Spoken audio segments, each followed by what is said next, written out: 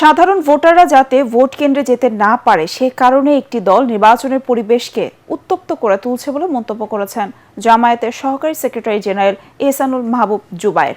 তিনি বলেন, অতীতের ফ্যাসিস্ট রূপ ধারণ না করতে বিশেষ দলটির প্রতি আহ্বান জানান। রাজধানীর মগবাজারে জামায়াত ইসলামীর কেন্দ্রীয় কার্যালয়ে সংবাদ সম্মেলনে এই মন্তব্য করেন জামায়াতের সহকারী সেক্রেটারি জেনারেল।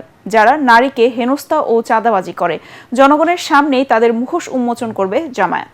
একটা দল পরিস্থিতি উত্তপ্ত করছেন, একটার পর একটা এই ধরনের আতঙ্কজনক পরিস্থিতি তৈরি করে সাধারণ ভোটারদের মধ্যে আতঙ্ক তৈরি করে তারা যাতে ভোট কেন্দ্রে না আসেন এই ধরনের একটা অপপ্রয়াস তারা চালাচ্ছেন।